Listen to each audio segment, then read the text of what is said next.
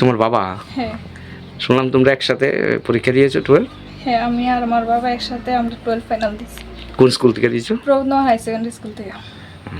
তুমি কোন সালে মাধ্যমিক পাস করেছিলে? 2024 সালে।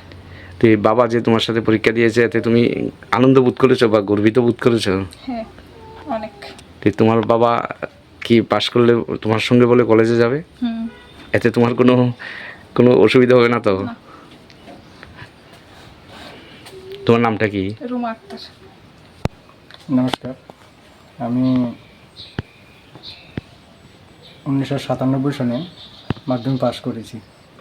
তারপরে পড়াশোনা করার খুবই উৎসাহ ছিল, কিন্তু আর্থিক দুর্বলতার কারণে পড়াশোনা করতে পারিনি।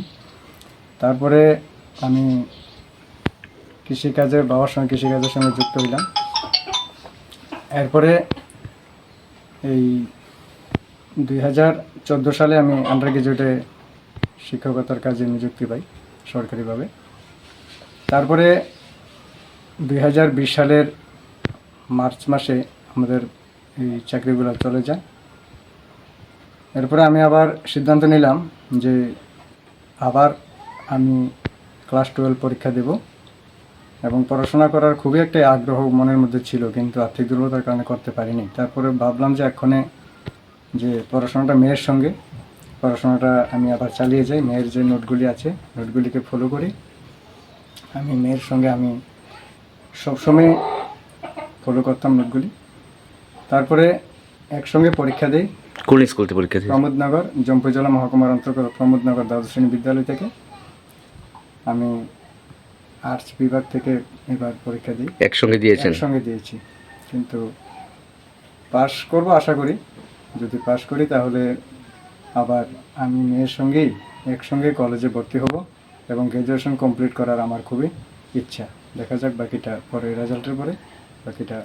তাহলে আপনি কি মানে বলছেন মানে লেখাপড়ার ইচ্ছা থাকলে মানে বয়স কোনো মানে হয় না? না, জি, পড়াশোনা যদি ইচ্ছা থাকে মনের মধ্যে পড়াশোনা করা যায়। পড়াশোনার কোনো বয়স নেই, বয়স হইলেও পড়াশোনা করা যায়। সেটা শুনতে পেলাম আপনার স্কুল থেকে বাবা এবং মেয়ে একসঙ্গে 12 পরীক্ষা দিয়েছে। হ্যাঁ, ঘটনাটা কি সত্য? সত্য কাজ করতাম। বাবার নাম কি আর মেয়ের নাম কি? বাবার নাম দুদুল মিয়া, আর মেয়ের নাম রুমা আক্তার।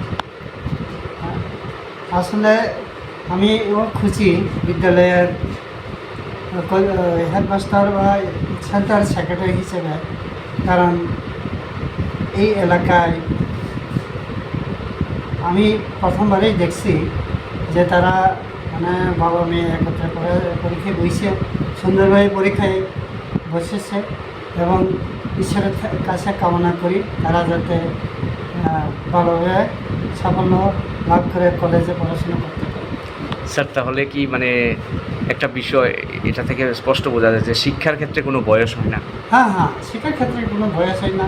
এই ঘটনাটা আমি শুধু এখানে না, আগে আমি যখন ছাত্র অবস্থায় ছিলাম তখন বগাফা আশ্রমেও দেখেছি বাবা আর ছেলে একই পরীক্ষায় বসেছে, মাধ্যমিক পরীক্ষা। স্যার আপনার স্কুলের নাম কি? আমার বিদ্যালয়ের নাম প্রমোদনগর হায়ার সেকেন্ডারি স্কুল।